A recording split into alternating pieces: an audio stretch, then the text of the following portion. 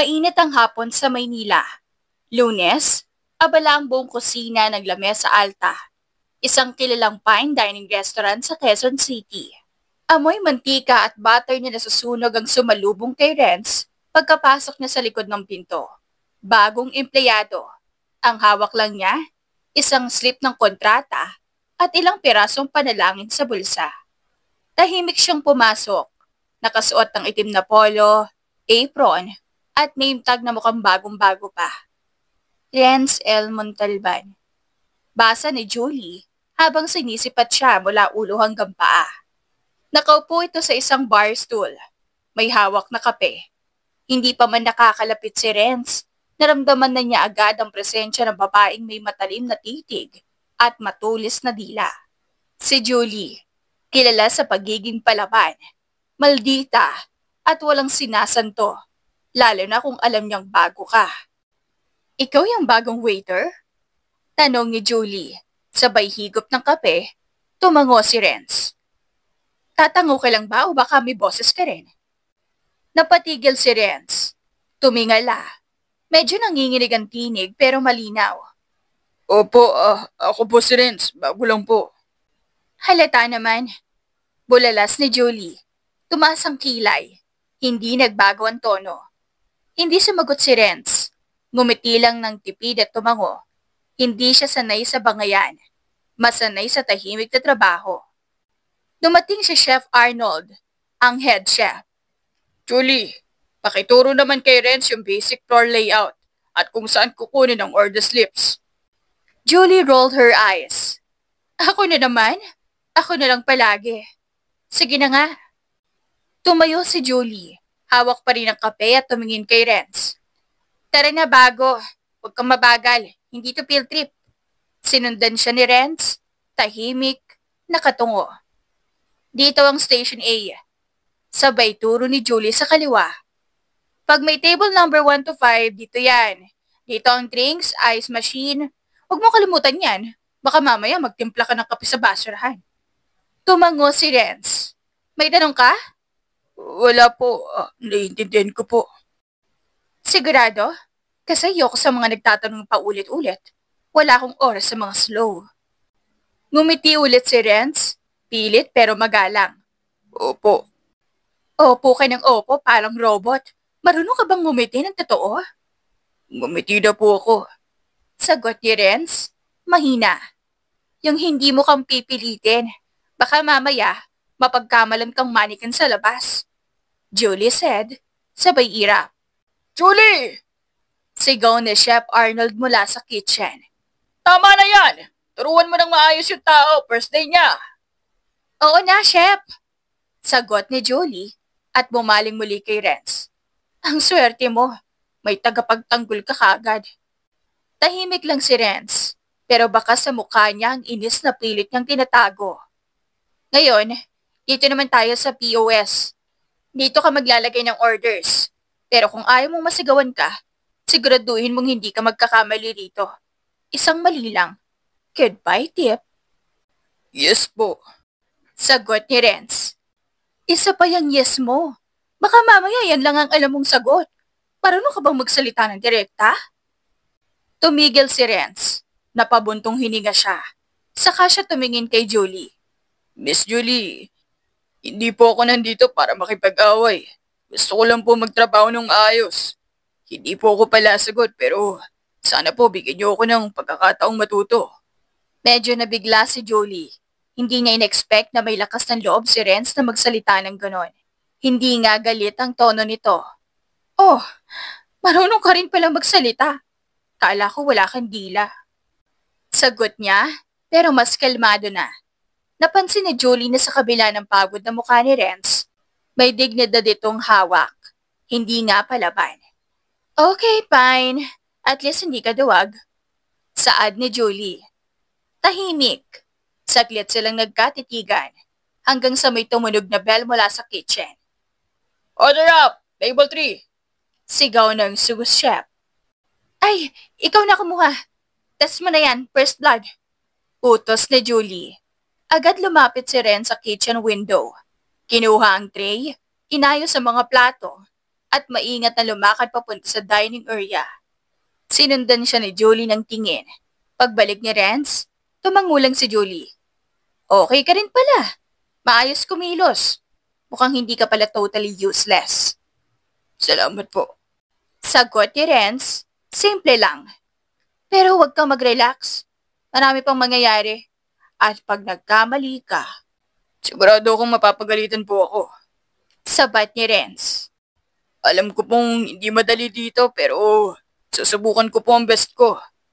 Julie raised an eyebrow. May spine ka rin pala? Akala ko jellyfish. Hindi lang halata pero nariyan po. Sagot ni Renz at ngayon ay may konting ngiti na sa labi. Napatawa si Julie. Haba, marunong din palang mag-joke. Good start. Huwag ka lang iiyak ha. Hindi po ko umiyak sa trabaho. Sagot ni Renz, seryoso. Good. Bawal iyakin dito. Sabay kindat ni Julie. Sa unang pagkakataon, parehong natahimik ang dalawa. Tumingin si Julie kay Renz. Okay, Renz, simula pa lang to pero good job sa unang araw. Let's see kung hanggang kailan ka tatagal. Gagawin ko pong lahat para tumagal. Sagot ni Renz at marahang tumango. At tumalikod si Julie at naglakad pabalik sa bar station. Bahagyang napangiti siya. Hindi siya sanay magustuhan agad ang mga bagong tao. Pero iba si Renz. At si Renz, bago lang siya.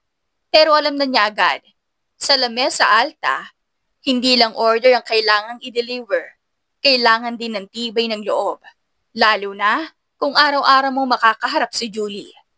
2:00 ng hapon. Katatapos lang ng lunch rush sa lamesa alta. Halos lahat ay nagpapahinga. Ang kitchen staff, abalang naglilinis ng paligid. Ang mga waiter at waitress, nakaupo sa lunch area ng pantry. May nagkakape, may nagsa-cellphone, may tulog pa. Tahimik lang si Renz habang iniinom ang tubig mula sa kanyang tumbler. Nakaupo sa sulok ng pantry, hawak ang maliit na notepad kung saan isinusulat niya mga napapansin niyang importanteng bagay sa trabaho. Pati ang mga terminong naririnig niya mula kina Chef Arnold. Hindi ka ba nagsasawa sa pagsusulat mo dyan? Boses iyon ni Julie. Hindi siya nagulat. Alam niyang darating na naman ito. Nakaipit ang buhok sa itaas, may hawak na tinapay, at nakaslouch sa upuan sa harap niya. Hindi pa po. Sagot ni Renz habang isinusulat pa rin ang POS error list sa sulat kamay. Talaga bang sinusulat mo pa yung mga ganon? Ani Julie sabay kagat sa tinapay. Hindi ba pwedeng tandaan mo na lang? Mas mabilis po ako matuto kapag sinusulat ko. Napataas ang kilay ni Julie. Iba ka rin, no? Hindi ka tulad ng iba na basta magpapakyut lang kay Chef para matanggap. Ikaw, may effort. Tumigil si Ren sa pagsusulat at tumingin kay Julie. Kailangan ko pong galingan. Hindi po ko kilala rito. Wala rin po akong kakilala. Kapag nagkamali ako, wala akong tagapagtanggol. Grabe ka. Parang drama sa GMA yan ah. Natatawang sabi ni Julie, pero hindi nanuluya. Pero gets kita. Minsan, kailangan talaga sipagan, lalo kung hindi ka kagaya ng iba. Tumigil siya. Napansin niyo ni Renz. May iba ka bang gustong sabihin? Wala. Mabilis na sagot ni Julie. Sabay kagat ulit ng tinapay. Basta, sipag lang. Pero, huwag mong kalimutan huminga, Renz. Di puro trabaho ang buhay. Alam ko po, pero sa ngayon, trabaho muna. Julie stared at him. Ibang tahimik ni Renz. Hindi ito awkward. Hindi rin nakakailang. Alam mo, panimula ni Julie habang inaayos ang pagkakaupo. Hindi ko talaga type ang mga tahimik. Simpleng reaksyon ni Renz. Pero sa'yo, nakakaintriga. Tahimik ka pero parang laging may gustong sabihin na hindi sinasabi. Laging may iniisip. Marami po kasi akong gustong patunayan. Kanino? Sa sarili ko. Tumango si Julie. Bahagyang seryoso. Good. Kasi kung sa ibang tao mo gustong patunayan, mapapagod ka lang. Napagod na rin po ako dati. Renz admitted. Love life? Mabilis na tanong ni Julie. Nakangiti. Hindi po. Tugon ni Renz, pero may bahid ng ngiti sa labi. Kapag-anak, expectations. Julie leaned closer.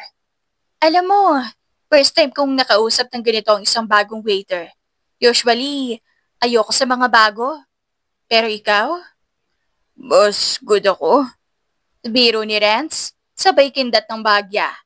Julie blink. Tila di makapaniwalang nagbiro si Renz. Wow! Saad niya. Nagbibiro ka na? Sinapian ka ba? Sinusubukan lang po. Nakangiting sagot ni Renz. Napatawa si Julie. Totoo at walang halong sarkasmo. Ay, hindi ka na boring. Congratulations. Dumaan si Marco, isa sa mga waiter, at sumulyap sa kanila. Uy, Julie! Kumiti ka, sa wakas. Umalis ka nga dyan. Irap ni Julie, pero hindi niya nawala ang ngiti. Pagkaalis ni Marco, bumalik ang tingin ni Julie kay Renz. So, kamusta ang game mo? Okay lang po. Hindi na ako masyadong kabado. Medyo sanay na sa sistema. Nice! Pero huwag kang pakasiguro. May dinner rush pa. Ready naman po ako. Kahit puyat, laban. May puyat? Tanong ni Julie, nakakunot ang noo. Anong ginawa mo kagabi? Nag-review lang po. Nagbasa muna ng service manual. Gagi ka. Nag-aaral ka talaga ng manual? Aba, ikaw na. Tawa ni Julie. Gusto ko lang pong mas maging handa. Napailing si Julie. Alam mo, Renz, weird ka. Sorry po. Huwag ka mag-sorry. Gusto ko yung weird mo. Natigilan si Renz. Nagtagpo ang mga mata nila. Isang segundo, dalawa, walang salita. Hanggang sa parehong napayuko. Parehong natawa, parehong nahiya. Joke lang yun Pagputol ni Julie sa katahimikan. Baka mamaya, umasa ka. Hindi naman po ako madaling umasa. Sagot ni Renz, kalmado. Napangiti ulit si Julie, pero may halong pagkalito. Dangerous ka rin pala, Mr. Montalban. Dangerous po. Yung tipong tahimik pero may pasabog? Mahirap basahin. Nagkatitigan na naman sila. Matagal, tila may dahan-dahang init na gumagapang sa pagitan nila. May tumunog na bell mula sa labas. Senyales ng bagong customer. Julie stood up, pero bago umalis, tumigil siya at lumingon kay Renz. Alam mo, Renz, hindi kita gusto. Napatigil si Renz. Okay po. Pero gusto kong makilala ka. At bago pa siya makasagot, iniwan siya ni Julie na bahagyan nakangiti habang palakad palabas ng pantry. Si Renz, napatitig sa notepad. Walang naisulat. Pero para bang sa araw na yon, mas may natutunan siya. Hindi lahat ng mabangis, mananakit. Minsan may maldita na may dahilan. 9:30 ng gabi, maliwanag ang buwan. Pero mas maliwanag ang ilaw sa maliit na bahay ni Renz at Nanay Tessa. Mula sa labas, tanawang maliit na lamesa sa kusina at ang isang babaeng nasa 58, nakasuot ng duster. At abalang naghihiwa ng manggang hilaw. May asin sa tabi. Alam ng paborito ng anak niya yon pagpagod. Bumukas ang gate. Renz, ikaw na ba yan? Tawag ni Tessa mula sa loob. Opo, Nay. Sagot ni Renz habang hinuhubad ang sapatos. Lumapit si Renz sa kanyang ina. Amoy mantika pa ang polo niya. May bahid ng pagod ang kanyang mga mata, pero may kakaibang ningning rin sa kanyang ngiti. Oh, anak, umupo ka muna. Heto manggang hilaw. Paborito mo yan. Pampatanggal ng stress. Sabay abot ni Tessa ng plato sa anak. Salamat, Nay. Naupo si Renz. Inilapag ang bag sa gilid at kinagatagad ang hiwa ng mangga. Ang asim. Pero ang sarap. Nagutom ka siguro. Gusto mo ng kanin? Alok ni Tessa. Busog po ako, Nay. May natira po akong rice meal kanina bago ako umuwi. Pinakain po ako ni Chef. Tiningnan siya ni Tessa. Oh, aba, parang okay ka naman ah. Di kagaya kahapon na para kang binagyo. Kamusta ang trabaho mo ngayon? Napangiti si Renz. Mas okay po ngayon. Mas kalmado na ako. Nakabisado ko na yung galawan kahit papaano. At yung kasama mong babaeng mataray? Tanong ni Tessa, may bahagyang kilig sa tono. Natawa si Renz, biglang nahiya. Nay naman. Ano? Hindi ko makakalimutan yung pagkukwento mo kagabi. Nay, grabe yung isa roon. Parang ayaw talaga ako doon eh. Eh ngayon parang ang gaan ng mukha mo. Huminga ng malalim si Renz. Si Julie po yung tinutukoy ko. Ngayon, ewan ko na eh. Parang kahit maldito siya, hindi ko na siya masyadong kinaiinisan. Tumaas ang kilay ni Tessa. Ayun na. Teka lang ha. Pakiulit ngayon, hindi mo na siya kinaiinisan. Hindi ko po alam kung bakit. Basta, kanina po sa pantry. Nakaupo lang kami tapos ang dami naming napag-usapan. Hindi po siya galit. Hindi rin siya mataray. Ani Tessa sabay ngiti. Baka kasi hindi mo pa siya kilala ng lubusan. Alam mo anak, yung ibang tao ganyan talaga. Parang santol. Maasim sa labas pero minsan matamis sa loob. Baka po. Kwento mo nga sa akin, anong pinag-usapan nyo? Sumandal si Ren sa upuan. Inilapag ang plato ng mangga sa gilid. Nag-usap po kami tungkol sa trabaho. Sinabi ko na sinusulat ko lahat kasi gusto kong matuto agad. Tapos tinanong niya ako kung bakit ko ginawa yun. Sabi ko, para sa sarili ko. Para may patunayan ako. At anong sabi niya? Tumango lang. Tapos bigla niyang tinanong kung dahil sa love life daw. Sabi ko, hindi. Tapos ewan ko. Ay, parang naging seryoso yung usapan. Hindi ko in-expect. Hindi lahat ng magaganda anak plastic. Natatawang sabi ni Tessa. May mga babaeng maldita sa una, pero may dahilan. Yun nga po ang nararamdaman ko, parang may dahilan siya. May something na ba? Tanong ni Tessa. Biglang nakangiti. Day naman, huwag niyo pong ganyanin. Napailing si Renz, pero hindi napigilan ng bahagyang ngiti. Tinanong mo ba kung may boyfriend siya? Nay! Halos mapatigil sa pagsubo si Renz. Nagtawanan silang dalawa. Alam mo anak?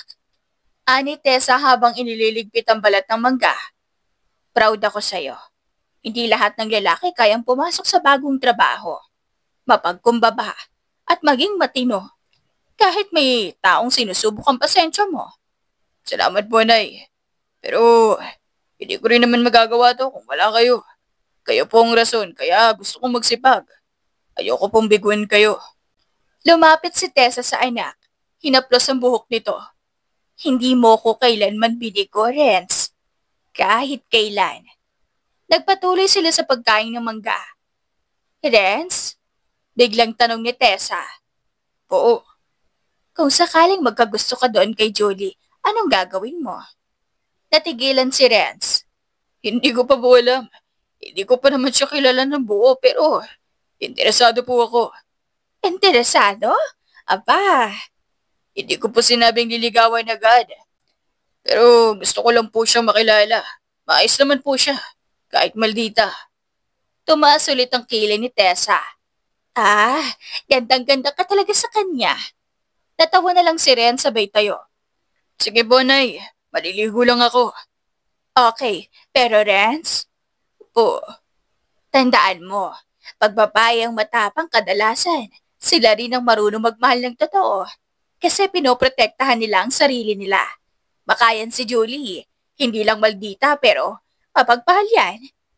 Napahinto si Renz. Tumango. Sige po, tatandaan ko yan. Pumasok si Renz sa banyo habang nakangiti. Hindi pa niya sigurado kung anong meron. Pero isa lang ang malinaw. Gusto niyang pumasok kinabukasan. Gusto niyang makita ulit si Julie. At si Nanay Tessa, naiwan sa kusina. Kumiti habang nililigpit ang plato. Tahimik na nagdasal. Bigyan mo ng magaan na araw ang anak ko, Panginoon. At kung si Julie ngayon, ikaw na ang bahala. Samantala, tahimik sa loob ng isang malapalasyong mansyon sa Ayala Heights. Ang mga ilaw sa hallway ay naka-dim mode, habang ang sahig na Italian marble ay kumikislap sa liwanag ng mga chandelier. Sa dulong bahagi ng bahay may isang babaeng nakasuot ng simpleng cotton pajamas, walang makeup, at nakapusod ang buhok. Malayo sa imahe ng supladang waitress at manager sa lamesa alta. Si Julie. Bit-bit ang isang glass of wine at nakaupo sa isang plush velvet armchair. Tanaw mula roon sa kinauupuan ni Julie ang kabuuan ng syudad. Mga ilaw, mga gusali. Maya-maya, bumukas ang glass door mula sa likod. Ma'am Julie! Ani Ramon, ang kanilang family butler na mula pa noong siya'y 6 na taong gulang. Tumawag po si Mr. Vargas. Nagpaalala po ulit sa board meeting bukas. Sabihin mong darating ako, pero huwag nila akong unahan sa desisyon. Ako pa rin ang CEO, hindi sila. Malamig pero kalmadong sagot ni Julie. Tumango si Ramon at saka muling isinara ang pinto. Napabuntong hininga si Julie. Inikot ang wine sa kanyang baso at tumingin sa mga bituin. CEO, waitress, anak ng bilyonaryo, tagapagmana ng empire. Bolong niya sa sarili. Pero mas gusto pa rin nilang kilalanin ako bilang maldita. Ngumiti siya, isang ngiting may halong pait at laro. Lumakad siya pabalik sa loob ng kwarto. Pagpasok niya, tumambad ang isang malaking portrait ng kanyang ama, ang yumaong si Alfredo C. Del Rosario, ang nagmana ng buong korporasyon, pero hindi niya agad tinanggap ang papel na iyon. Mas pinili niyang bumaba sa field, magsimula sa ilalim, maging ordinaryong staff sa pangunahing branch na siya rin mismo ang nagpapatakbo mula sa likod ng tabing. Gusto niyang maranasan ang hirap. Gusto niyang marinig ang totoong hinaing ng mga tauhan, hindi lang ang mga sinasala ng mga manager. Ang totoo, iilan lang ang nakakaalam ng katotohanan. Si Chef Arnold, si Ramon, at si Madam Cynthia ang kanilang family lawyer. Lumingon si Julie sa nightstand at kinuha ang iPad. Binuksan niya ang internal dashboard ng kumpanya, sales report, feedback, summary, customer reviews, staff incident logs. Isa-isa niya itong tinignan. Hanggang sa mapunta siya sa staff performance report ng bagong empleyado. Napahinto siya. Tinitigan ang pangalan. Napangiti si Julie. Ikaw na naman. Mahinang sabi niya. Tahimik pero matapang. Mahinhin pero may prinsipyo. Hindi niya maintindihan kung bakit. Pero simula nang makilala si Renz, may kakaiba siyang nararamdaman. Hindi tulad ng ibang lalaking lumalapit sa kanya para sa yaman. Si Renz, ni hindi alam na mayaman siya. At kahit palagi niya itong minamalditahan o pinapatutsadahan, hindi ito sumusuko. Muli siyang uminom ng wine. Tapos ay bumuntong hininga. Bakit nga ba ako natutuwa sa'yo? Tanong ni Julie sa sarili habang nakatingin sa screen. Napatingin siya sa sulok ng screen kung saan may nakalagay na promote to permanent. Isang pindot lang, pwede na niyang irregular si Renz. Pero hindi pa oras. Hindi pa dapat niya pinapakita kung sino siya. Biglang tumunag ang phone niya. Isang notification mula sa CCTV app ng restaurant. Binuksan niya ito. Tanaw mula sa camera ng lunch area ng staff. Kitang-kita si Renz habang nagliligpit ng apron niyang kaninang umalis siya. Tahimik lang ito. Maayos ang kilos. Tinutulungan pa ang isang staff maglinis. Napangiti na naman siya. Simple ka, Renz. Bulong niya. Pero may dating ka. Humiga si Julie sa kama. Iniop ang iPad at niyakap ang unan. Kung malalaman mong ako pala ang may-ari, magbabago ka rin ba? Isang tanong na hindi pa niya kayang sagutin, pero isang baging sigurado. Sa dami ng nakilala niyang lalaking may kotse, relog mamahalin at yabang sa dibdib, mas nabilib siya sa lalaki nagbuhat ng tray, tahimik na nagtatrabaho at hindi siya pinatos kahit ilang beses niya itong tinarayan. Sabado ng hapon, punuan ng lamesa alta. Weekend, kaya dagsang customers. May mga sosyal na pamilya. May ilang celebrity sa sulok. At ang karamihan ay ang mga regulars na lagi naghahanap ng pinot mabilis na serbisyo. Abala ang lahat. Sa Station B, si Julie ang assigned na waitress. Maayos ang kilos niya, bitbit ang tray na may wine at dessert. Suot pa rin niya ang formal na uniforme, black dress, apron, at hairband na walang sablay.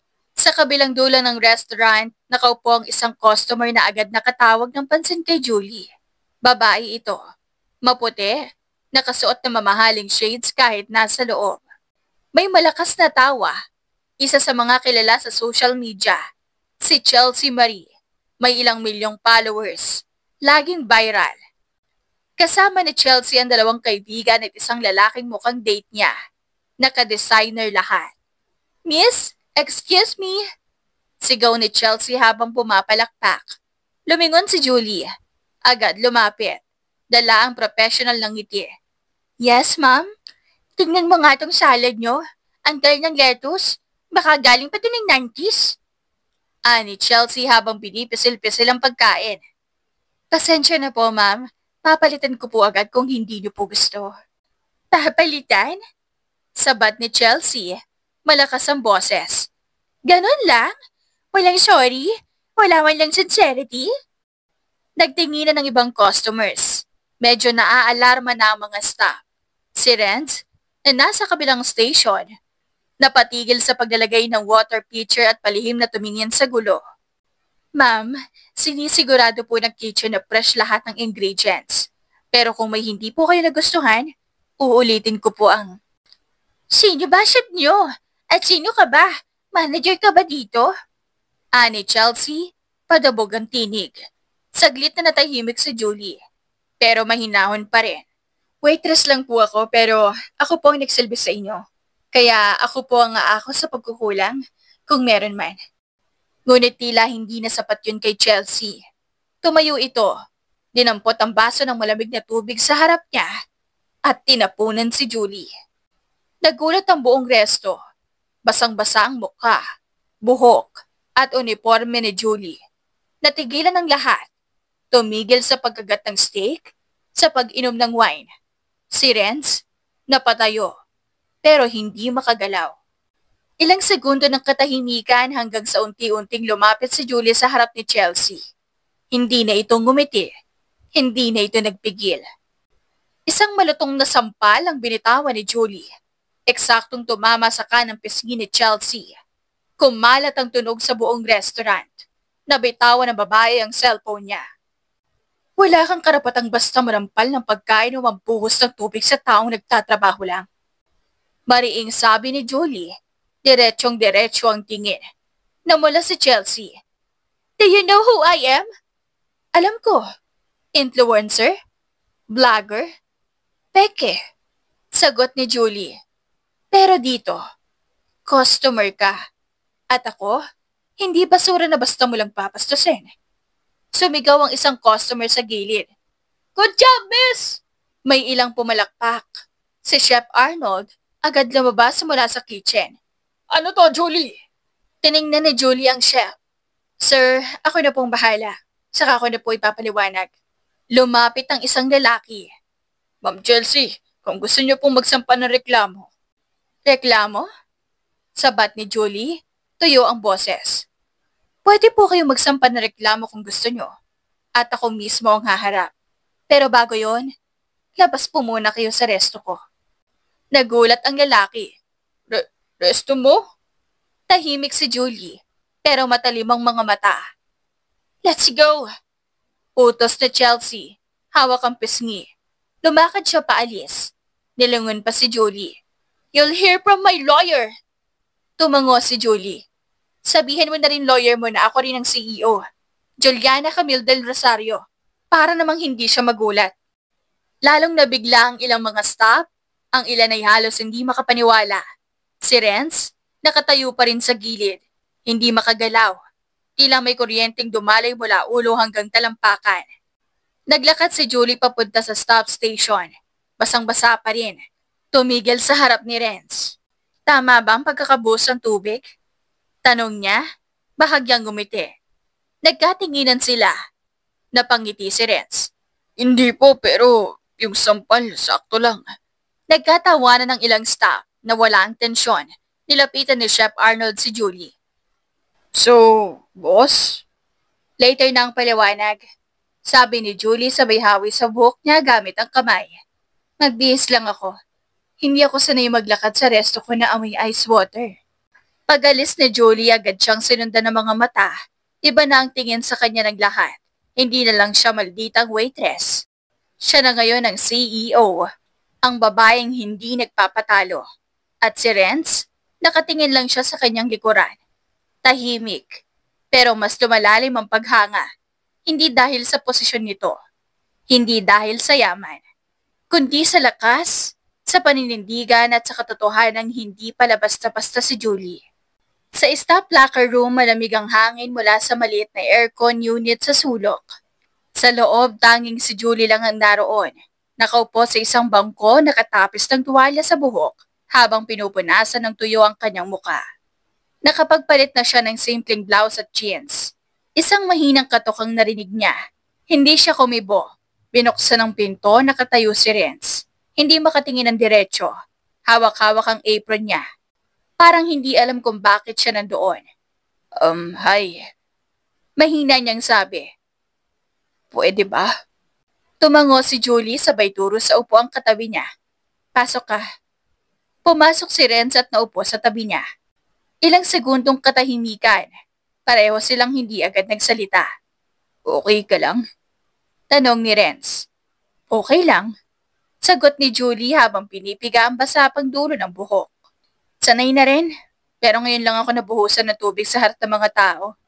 Ngayon lang din ako nakakita ng waitress na sumampal ng customer sa harap ng lahat. Biro ni Renz, napangiti si Julie. Aba, hindi na ako waitress. CEO, di ba? Tumango si Renz, ngayon ay diretso nang nakatingin kay Julie. Hindi mo sinabi. Hindi ko kailangan. Ayokong tratuhin ako dahil lang sa posisyon. Gusto kong makita kung sino talaga ang marunong rumespeto. Kahit kanino. Alam mo, ngayon ko lang naisip kung gaano ka kakaiba. Bakit? Akala mo ba puro kaangasan lang ako? Sa totoo lang, oo. Amin ni Ren sabay ngiti. Akala ko, trip mo lang magmaldita pero hindi ko in-expect na may dahilan pala sa likod ng tapang mo. Tumahimik si Julie. Bahagyang tumagilid at tumingin sa kanya. Kailangan ko maging matapang, Renz. Kapag babae ka at anak ka ng mayaman, akala ng lahat laruan ka. Akala nila pag natahimik ka, mahina ka. Akala nila entitled ka. Pero hindi nila alam pinaghirapan ko rin to. At para panindigan ang pangalan ng ama ko, kailangan ko mag-umpisa sa baba. Napalunok si Renz. Ngayon, mas gusto kong makilala ka. Tumingin si Julie kay Renz. Bakit? Hindi agad nakasagot si Renz. Di ko alam. Siguro kasi hindi mo ko tinrato na parang wala akong kwenta kahit na tinatarayan mo ko. Napangiti si Julie. Pilit. So gusto mo pala yung tinatarayan ka sa trabaho? Hindi naman po yun. Tawa ni Renz. Pero iba ka. Ibang klaseng babae. Pero hindi ako perpekto. Pero napakaganda mo. Napatitig sila sa isa't isa. Tumikim si Julie sabay iwas ng tingin. So, hindi ka ba natatakot sa ginawa ko kanina? Takot? Hindi. Sagot ni Renz. Na-amaze ako. Na-amaze? Oo. Seryoso na ang boses ni Renz. Di lahat ng babae kayang tumayo para sa sarili nila. Lalo na kung alam nilang papalakihin ng internet ang eksena. Pero ikaw, tumayo ka. Tumayo ka sa sarili mong paraan. Napatungo si Julie. Marami pa akong kailangan patunayan, Renz. Hindi lang sa sarili ko, kundi sa buong mundo. Hindi mo kailangan patunayan ng kahit ano sa akin. Mahinang sabi ni Renz. Napalingon si Julie. Sa totoo lang, kung pwede lang ako magpasalamat sa iyo, araw-araw kong gagawin. Magpasalamat? Bakit? Kasi kahit tinadarayan mo ako, mas gusto ko pa yun. Tahimik ulit si Julie. Seryoso ang muka. Renz, huwag ka magbigla pero gusto ko rin makilala ka. Hindi bilang staff, hindi bilang empleyado, bilang ikaw. Kung papayag ka. Napangiti si Renz. Papayag? Matagal na akong pumapayag, hindi ko lang nasabi. Grabe, ang lakas mo rin palang mambola. Hindi bola yun. Totoo yun. Nagkatinginan ulit sila. Pagkatapos ng ilang sandali, sabay silang tumayo. Paalis na si Julie nang bigla siyang lumingon. Renz? Oh, bukas, sabay tayo mag-lunch ha? Tumango si Renz. Order tayo sa resto natin? Hindi. Ako magluluto. Gusto mong makita kung gaano ako kagaling mag-adobo? Napatawa si Renz. Sige, ayos lang sa akin kahit titigan pa kita magdamag. 8:00 ng umaga. Maaga pa pero nandun na si Julie sa main branch ng La Mesa Alta. Kagaya ng nakagawian, diretsong pumasok siya sa opisina sa itaas. Nilapag ang bag sa gilid ng mesa at napahinto. Isang bouquet na naman. Pang-apat na linggo na ito. Minsan lilies, minsan sunflowers, ngayon, white tulips. Simple, eleganting bulaklak na paborito niyang hindi man lang niya sinasabi kahit kanino. Lagi itong nakalagay sa ibabaw ng desk, walang note, walang pangalan, walang message, pero laging fresh, laging amoy garden, at laging nagpapabilis ng tibok ng puso ni Julie. Pinagmasdan ni Julie ang mga tulips, saka bumuntong hininga. Kung sino ka man, wala ka talagang balak magpakilala, no? Inamoy niya ang bulaklak, saka umupo sa swivel chair, tahimik ang paligid. Tumunog ang intercom. Ma'am, si Renzo po nasa baba na.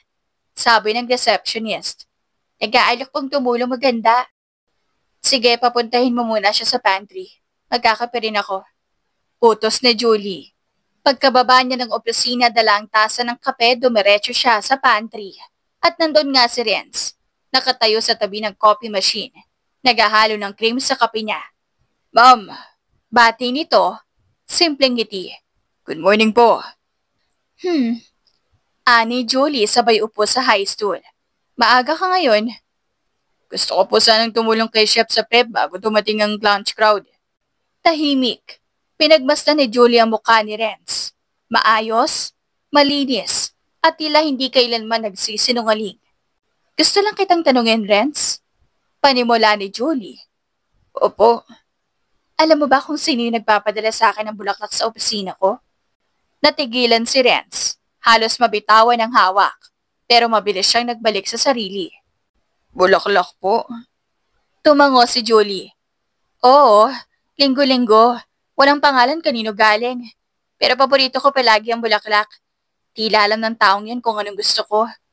Napakamot si Renz sa batok. Baka po may admirer kayo. Maraming humahanga sa inyo dito. Julie leaned closer. Nakapikit ng bahagya mga mata. Ganun ba? So hindi mo alam? Renz looked away. Hindi po. Tumango si Julie. Sige, kung sakaling malaman mo sabihin mo ko ha. Ngumiti si Renz. Pilit. Opo. Lumipas ang buong umaga na parang wala lang. Pero si Julie, hindi matahimik. May naramdaman siya sa mata ni Renz kanina. Isang mabilis na pag-iwas. Isang uri ng kaba at bilang CEO at bilang isang babaeng matalas ang instinct, alam nang may alam si Renz. Kaya kinagabihan, nagpatawag siya ng delivery log sa front desk. Tinawag niya si Mariel, isa sa mga receptionist. Mariel, ito lang confidential. Ayokong kumalat pero gusto ko malaman kung sino yung lagi nagde-deliver ng bulaklak sa opisina ko tuwing umaga. Nilingon ni Mariel ang logbook. Tinignan ang camera replay. Ma'am, sabay lapit nito at pabulong.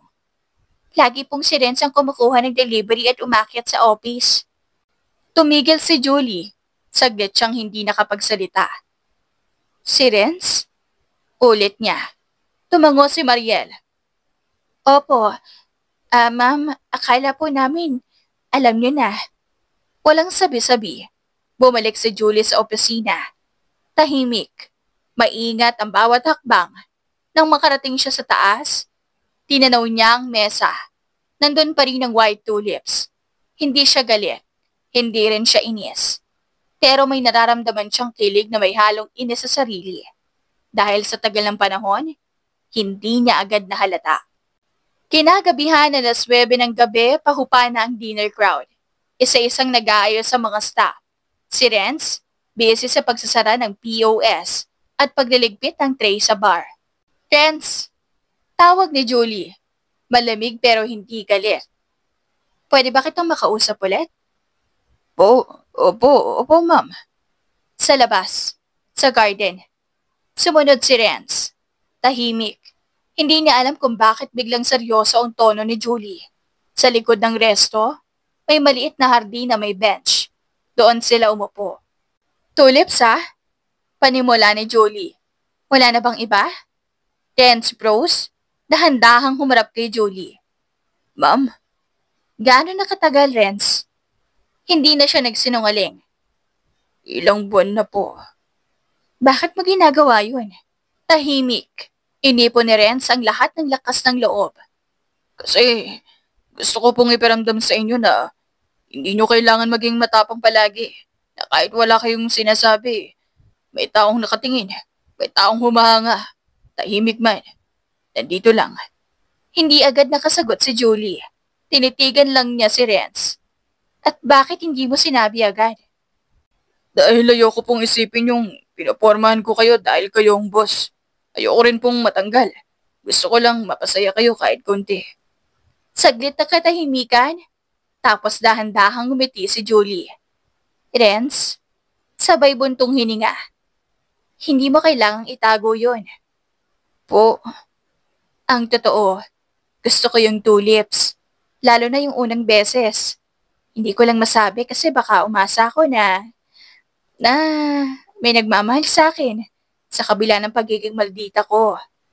Lumapit si Renz ng bahagya. Julie? Hindi na siya tinawag na ma'am. Hindi rin naman sumapat si Julie. Pinabayaan lang. Gusto kita. Sabi ni Renz, tuwid ang boses. Hindi bilang boss. Hindi bilang mayaman, kundi bilang ikaw. Lahat ng ikaw, maldita, masungit, maganda, matalino, nakakatakot, matatag, at mahilig sa tulips. Hindi na pigilan ni Julie ang ngiti. Okay, sige. Hahayaan kita. Nagkatitigan silang dalawa at kapwa ngumiti sa isa't isa. At dahil hinayaan na ni Julie si Renz ay ginawa ang lahat ng kanyang effort at makakaya na siyang na-appreciate naman ni Julie ng sobra. Linggo ng hapon, wala ang karamihan sa staff ng lamesa alta. Sarado ang resto tuwing linggo para sa general cleaning at pahinga. Tahimik ang buong building, pero sa staff kitchen sa likod, may 2 taong naroroon. Si Julie, nakasuot ng simpleng puting dress, walang heels, naka-rubber shoes lang. Nakapusod ang buhok, wala ring makeup, hindi siya CEO ngayon. Isa lang siyang babaeng may hawak na kutsara. At si Renz, naka-t-shirt, jeans, at apron. Hindi niya alam kung bakit siya kinabahan, pero naroon rin ang kilig sa kanya. Okay, ani Julie tinikman ang sauce ng adobong niluluto ni Renz. Medyo kulang sa konting asim. Talaga? Kunot noon ni Renz, lumapit. Tikman mo ulit to. Tumikim ulit si Julie. Okay yan na. Better. Nice. Ngiti ni Renz. Akala ko papatukan mo ko kapag maalat. Teka, di pa tapos. Titikman pa natin yan with rice. Tumawa si Renz. At demanding mo pala kapag gutom. Siyempre, food is life. Habang nagsaserve si Renz ng rice sa 2 plato, tahimik si Julie. Pero lihim na nakatingin kay Julie si Renz. Pinagmasdan niya ang mga simpleng galaw nito. Yung paraan ng paghawak ng sandok, yung bahagyang ngiti kapag alam niyang pasado ang timpla. Anong tinitingnan mo, Miss Mom? Tanong bigla ni Renz. Wala. Kunwaring sagot ni Julie. Ina-assess ko lang kung pwede ka sa cooking competition. Tama, sa cooking competition. Anong score ko? Mga 8/10? Pwede na. Ani Renz, naupo sa harap ni Julie. Ikaw, marunong ka ba talaga magluto? Magaling ako, promise. Bakit gusto mo ako magluto ngayon? Para matas ko yung future husband cooking skills mo. Natigilan si Renz. Napatingin kay Julie. Si Julie, umiling, natawa. Joke lang no, grabe ka makatingin. Akala ko seryoso ka na eh. Kaya nga joke eh. Sabay subo ng kanin. Pero kung seryoso ako, ikaw ba? Ano nga ako ba? Wala, sabi ni Julie sabay iwas ng tingin. Ngumiti si Renz. Alam mo, Julie, kung ito yung definition mo ng hindi date, mas gusto ko pa to kaysa sa mga date sa mamahaling restaurant. Bakit? Kasi ito, tahimik. Ang ganda pa ng kasama ko, hindi mo rin ako tinatirayan. Gusto mo talaga akong tahimik, ano? Hindi naman. Pagkatapos kumain, si Julie ang nagligpit ng plato. Oh, ako na maghugas. Ani Renz, mabilis na tumayo. Nope, ako ang nag-imbita dito. Ako ang maghuhugas. Julie. Ngumiti si Julie. Relax, kaya ko to. Hindi akong palaging boss. Tumayo si Renz, lumapit kay Julie. Humawak sa counter. Pareho silang nakatayo sa harap ng lababo. Malapit, masyadong malapit. Salamat sa adobo. Ani Julie, hindi lumilingon. Salamat sa oras. Tugon ni Renz. Hindi pa rin to date ha? Okay, hindi date. Sabay ngiti ni Renz. Pero kung sakaling itanong mo sa akin balang araw kung kailan ko unang naramdaman na gustong gusto talaga kita, eto yun. Biglang lumingon si Julie. Nagtagpo ang kanilang mata. Totoo? Tumango si Renz. Tapos, pag ikaw naman tinanong ko, ani Julie, halos pabulong. Baka ito rin yung araw na yon. Eh di, pareho tayo. Ang weird, no? Tanong ni Julie. Bakit? Kasi nagumpisa tayong magkagalit. Kasi maldita ako. Tapos ngayon, nag-aagawan na sa paghuhugas ng plato. Tumawa si Renz. At nag-aasaran sa adobo. Ang buhay nga naman. Sabay bitiw ni Julie ng isang buntong hininga. Minsan, nasa harap mo na pala yung gusto mong kasama sa mga tahimik na araw. Hindi na sila nagsalita pa. Pareho silang nakatingin sa lababo. Pero sa puso nila, mabilis ang pagtibok parehas. 8:00 ng gabi. Wala lang tao sa loob ng lamesa alta. Tapos na ang general cleaning. Nakalak na ang mga pinto, lahat ng staff ay nakauwi na. Pero ang dining area ay bukas pa rin. May isang ilaw lang sa gitna ang maliit na spotlight na madalas naka-on sa gabi bilang display aesthetic ng resto. Sa ilalim ng ilaw na yon, nakaupo si Julie sa isang booth. Nakapikit, naka-backlin sa upuan. Hawak ang isang baso ng tubig at nakatingala sa kisame. Tahimik, walang cellphone, walang checklist, walang iniisip na schedule, wala siyang suot na makeup. Simpleng Julie lang. Dito ka pala. Ani Renz habang lumalapit. Hawak ang 2 piraso ng brownie sa maliit na plato. Napamulat si Julie at ngumiti. Akala ko umuwi ka na. Bumalik ako, nakita ko kasing bukas pa yung ilaw dito, baka may iniwan ka. Wala naman. Sagot ni Julie sabay turo sa upuan sa harap niya. Umupo ka muna. Umupo si Renz at tinabot ang brownies. Ano to? Tanong ni Julie bahagyang nakakunot noo. Reward. Sagot ni Renz, tumawa si Julie. Tumango. Deserve. Kumagat si Julie ng brownies, sabay tingin kay Renz. Seryoso, masarap to. Hindi lang adobo ang kaya ko. Impressive. Biro niya. Next time, gusto ko sinigang. Noted. Tahimik ulit, pero di awkward. Julie? Ani Renz, mababa ang boses. May tanong ako. Tungkol saan? Tungkol sa atin. Napatingin si Julie.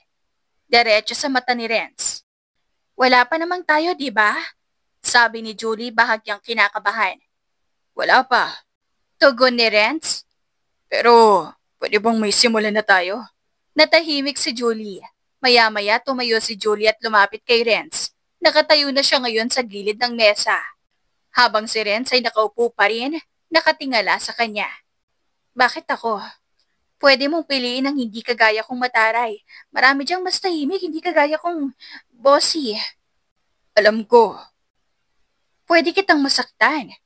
Ganun talaga sa pag-ibig, Julie. Masasaktan at masasaktan ka talaga. At hindi ko kailangan ng babaeng tahimik. Mahinin kumilos. Aanin ko yun kung ikaw ang tinitibok ng puso ko. Hindi gumalaw si Julie. Alam mo ba, hindi ko to ginagawa. Hindi ako basta-basta nagpapapasok ng lalaki sa buhay ko. Alam ko. At sa katahimikan ng kanilang paglalapit, sa ilalim ng isang spotlight sa gitna ng bakanting resto, si Julie ang unang gumalaw. Dahan-dahan niyang hinilapit ang mukha niya kay Renz. Wala nang salita, wala nang tanong, hanggang sa maglapat ang kanilang labi. Parang lahat ng di nila masabi sa isa't isa, mula noong una silang nagkakilala. Unti-unting ibinuhos sa halik na yon. Tahimik lang ang paligid. Tanging tibok ng puso at hininga nila ang naririnig. Pagkatapos ng ilang segundo, naghiwalay sila. Hawak pa rin ni Renz ang kamay ni Julie. Hindi to part ng hindi date ha. Bulong ni Julie, bahagya nangingiti. Alam ko, sagot ni Renz. Pero sana simula ito lang tayo. Pwede. Pwede ang? Depende. Depende saan? Depende kung may dessert pa bukas. Biro ni Julie sabay halik sa pisngi ni Renz bago tuluyang bumalik sa upuan. Natawa si Renz. Brownies lang pala katapat mo. At adobo. Dagdag ni Julie. Walang sablay na adobo. Tumawa silang pareho. Naging maayos sina Julie at Renz. Mas nakilala pa nila ang isa't isa dahil mas madalas na silang magkasama na dalawa. Linggo ng hapon. Mainit ang sikat ng araw pero hindi nakakairita. May amoy na nilulutong sinigang. Nasa labas ng isang simpleng bahay sa Caloocan. Nakatayo si Julie. Naka-jeans, puting blouse, at may hawak na maliit na paper bag. Sa tabi niya si Renz. Nakasuot ng polo at may ngiti sa labi. Halata sa mukha ang kaba at kasabikan.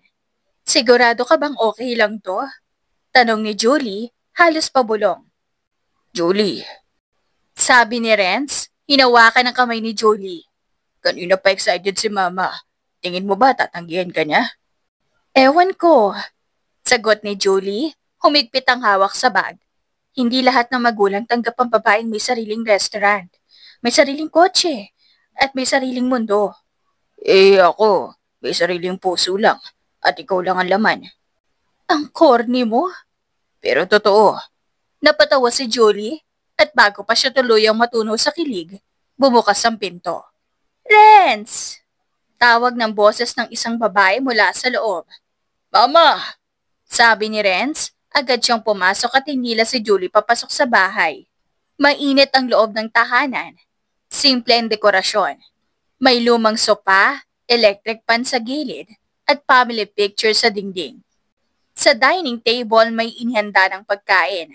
Sinampalukang manok, pritong lumpia, at malamig na sagot gulaman. Sa tabi ng mesa nakatayo ang isang babaeng mga late 50s, si Aling Tessa. Ay, ikaw na siguro si Julie. Bati ng ginang. Maganda ka nga anak, mas maganda pa sa sinabi ng anak ko. Magandang hapon po. Sabi ni Julie bahagyang yumuko. Ako po si Julie. Pasensya na po kung medyo nakaistorbo ako. Ano ka ba? Walang storbo-storbo sa bahay namin. Basta ikaw ang kasama ng anak ko, welcome palagi dito. Hindi alam ni Julie kung matutuwa o maiiyak. Hindi siya sanay sa ganitong pagtanggap. Wala pang isang minuto pero pakiramdam niya, parang matagal na silang magkakilala. Tuloy ka na, iha. Aning-aling Tessa. Kain tayo. Gutom na ba kayo? Umupo sila sa mesa. Si Julie at Renz magkatabi.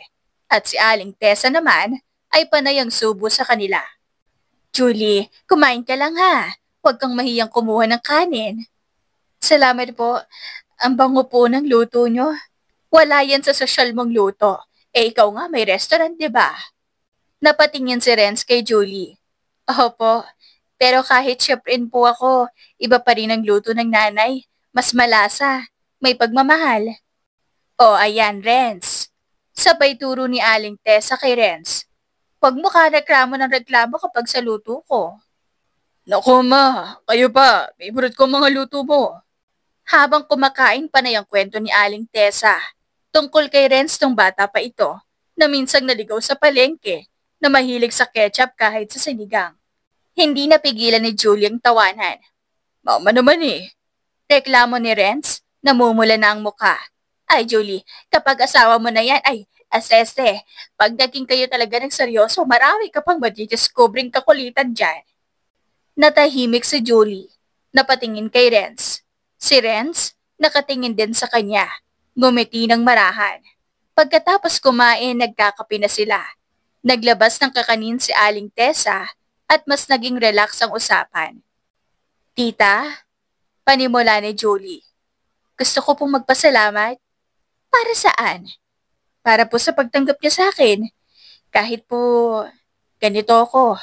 Marami po kasi nahihirapan tanggapin na mataas ang estado ko, na baka masyado akong mahirap abutin para sa anak niyo. Tiningnan siya ni Aling Tessa, diretso sa mata. Iha, ang sukat ng isang tao, hindi nakabase sa pera. Ang mahalaga sa akin, minamahal mo ang anak ko at pinamahal ka rin niya. Yung respeto, yun ang hindi kayang bilhin kahit mayaman ka pa. Natahimik si Julie. Ang totoo niyan, Julie, mas natutuwa pa ako kasi ikaw ang kasama ng anak ko kasi kahit pataray ka raw minsan natuto siyang tumawa. Ma, sinumbong mo pa. Nagtawanan silang tatlo at sa sandaling yon, nakita ni Julie ang tahanan sa pinakamalinaw na paraan. Hindi sa laki ng bahay, kundi sa laki ng pagtanggap. Paglabas nila ni Renz ng bahay, magkasunod silang naglakad papunta sa gate. Totoo ba yon? Tanong ni Julie habang naglalakad. Alin? Yung sabi ng mama mo, na natuto kang tumawa dahil sa akin? Medyo. Sabi ni Renz, numingiti. Pero ang totoo, natuto akong umasa na baka pwede pala akong mahalin ng babaeng akala ko pangarap lang. Napahinto si Julie. Humarap kay Renz. Tingin mo ba, panaginip pa rin to? Umiling si Renz. Kasi kung panaginip to, ayoko nang magising. Dito na hindi napigilan ni Julie. Yumakap siya kay Renz, mahigpit. Order up for table 6! Sigaw ng isang waiter mula sa service window. Mainit ang kitchen. Maingay, amoy ng sizzling beef, garlic butter shrimp, at toasted garlic rice. Normal na araw na naman sa lamesa alta at sa likod ng kitchen counter, naroon si Julie, naka-hairnet, naka-apron, at nakapikit habang tikim ang sauce sa maliit na kutsara. Bitin pa rin sa alat. Kunot noon niyang bulong. Dagdagan mo pa kasi ng patis. Sabat ni Renz mula sa gilid niya, mabilis na kumilos. Konti lang, ayoko na umaangat yung alat sa dulo. Oh, chef. Sabay ngiti ni Renz. Chef agad? Natatawang tanong ni Julie. Hindi ba dapat, boss baby pa rin ako? Shh, baka marinig ka. At pareho silang natawa. Pero saglit lang yon, dahil sa kabilang pader ng kitchen, nakasilip na si Jenna, isa sa mga waitress at mukhang hindi nakatiis. Uy, sabi ni Jenna, mahina pero may tono ng intriga. Bakit parang may something sa inyong dalawa ha? Napalingon si Renz at Julie ng sabay. Parehong nanlaki ang mata. Parehong hindi alam ang isasagot. Ha? Sabay nilang tugon. Grabe kayong tumingin sa isa't isa, yung parang may sinasabi kahit wala kayong sinasabi. Pumasok na si Jenna sa loob ng kitchen. Pumasok din si Chef Aldrin, ang bagong chef. Sabay tanong, anong meron dito? Bakit kayo parang nahuli sa akto? Boss Julie, ani Jenna sabay kindat. Aminin nyo na, kayo na no? Hoy, pigil ni Julie, pero pulang-pula na ang tenga. Wala to. Aminado na po ako. Ani Renz, medyo kinakabahan. Kami na. Tahimik, isang matagal na tahimik, hanggang sa may sigawan. Sabay-sabay na reaksyon ng buong kitchen staff at service crew. May nahulog sa kutsilyo, may napasigaw, may napalunok ng juice. Si Jenna, literal na tumakbo paikot sa counter. OMG! OMG! Sigaw ni Jenna. Seryoso? Legit na legit? Si Julie, ngayon ay hindi na makapagpigil ng ngiti, ay napayoko. Kailan pa kayo naging chismosa? Si Chef Aldrin, nakapamewang pero ngumingiti rin. Teka nga. Simula kailan? Matagal na po, Chef. Sagot ni Renz, humawak sa balikat ni Julie. Bale, nagsimula lang sa bulaklak. Ay! Tili ni Jenna. Ikaw pala yung secret flower sender. Ako yung naglagay ng tubig sa base nun. Ang sweet mo pala, Renz. Ang tahimik mo pa man din. Di ko in-expect. Ani Noel, isa sa mga barista. Tahimik nga pero patapang. Sabat ni Chef Aldin. Julie, seryoso ka talaga sa kanya? Tumingin si Julie kay Renz at sa harap ng lahat, ngumiti siya. Isang ngiti na hindi bossy, hindi mataray, isang ngiti ng babaeng in love. Seryosong seryoso. Sagot niya, may diin sa bawat pantig. Hindi ko alam kung bakit pero siya ang tinitibok ng puso ko. Ah! Sabay-sabay ulit ng stop. Wait lang! Wait lang! Sigaw ni Jenna. Lumalapit habang may hawak na cellphone. Group selfie tayo. Minsan lang to. Gamitin ko tong chismis na to pang blackmail sa future wedding nyo. Jenna, Sabay sigaw ni na Renz at Julie. Ngunit huli na. Nag-flash na ang camera. Sa gitna ng kitchen, sa ilalim ng puting ilaw, nag-pose silang lahat. Si Renz at Julie magkatabi. Magkahawak kamay. Kahit tinatakpan ng apron. At sa likod nila, isang crew ng mga taong hindi lang saksi, kundi kasama sa panibagong yugto ng kanilang buhay. Pagkalipas ng ilang taon, masayang masaya ang buhay mag-asawa ni Renz at Julie. May anak na silang dalawa, si Sebastian at si Isa, at makikita sa simpleng araw sa bakuran kung paano lumalim ang pagmamahala nila. uy, dahan-dahan, Sebastian. Sabay salo ni Renz habang nababasa sila ng hose. Seb! Tawag ni Julie mula sa terrace. Anong sabi ni Mami tungkol sa hose? Sorry po, Mami! Sigaw ng bata sabay yakap sa ama. Nagdatingan ng kanilang mga nanay, si Aling Tessa at Mamang Rosita. Dala ang kakanin at paboritong ginataan. Sabay-sabay silang nagsalo sa ilalim ng punong mangga. Julie, bulong ni Renz habang hawak ang kamay ng asawa. 5 years na. Parang kailan lang, sagot ni Julie. Sa tahimik na gabi habang nakahiga sa duyan, muling nag-usap ang dalawa. Julie, natatakot ka pa rin ba na mawala yung kilig? Oo, pero mas matindi ang tiwala ko sa atin. Nagpangakong muli ang mag-asawa. Sa harap ng ilaw, bituin at malamig na hangin. Julie, kahit anong gulo, uuwi pa rin ako sa'yo. At ako, ikaw pa rin ang dahilan kung bakit kakayanin ko. Nagbalik tanaw sila sa kasal, sa mga away, sa pagod at sa mga kulitan. Ngunit higit sa lahat, sa araw-araw na pagpili sa isa't isa. Gusto mo bang mag-first time ulit? Tanong ni Renz. Anong klaseng first time? Balik ni Julie. Yung parang bagong kasal. Mag-date, kumain sa kalendarya, walang anak, walang trabaho, tayo lang. Deal! Sagot ni Julie. Tahimik ang paligid ngunit sa kanilang puso, ramdam ang init ng pagmamahal. Julie, salamat sa hindi pagsuko. Sabi ni Renz. Renz, ikaw ang pahinga ko. Sagot ni Julie. At sa yakap, naghilom ang lahat ng pagod habang muling pinipili ang isa't isa. Naalala mo ba yung huling away natin? Tanong ni Julie. Oo, Tugon ni Renz. pero kahit malayo ko nun, puso ko nasa iyo pa rin. Julie, hindi kita iniwan dahil hindi na kita mahal.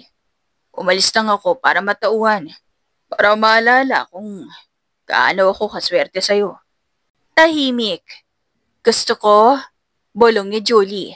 Kapag matanda na tayo, ganito pa rin tayo. Naglalakad sa labas, magkakapit kamay, kahit nanginginig na ang tuhod. Magkasama pa rin kahit nagkaroon na ng diferensya ang memorya. Dagdag ni Renz. Basta hindi mo ako malilimutan. Tatawagin pa rin kitang mahal kahit hindi ko na matandaan ang pangalan ko. Natawa si Julie pero hindi may kakailang luha sa kanyang mata. Hindi ito luha ng lungkot kundi ng labis na pagmamahal. Sa huling pagkakataon, tumingin siya kay Renz. Pangako hanggang sa dulo. Hanggang sa dulo. Muli silang nagyakap. Hindi na kailangan ng musika para sumayaw. Hindi na kailangan ng maraming ilaw para lumiwanag ang paligid dahil ang gabing iyon ay sapat na. Sa puso ni Julia Trens, yun ang panibagong simula. Wakas!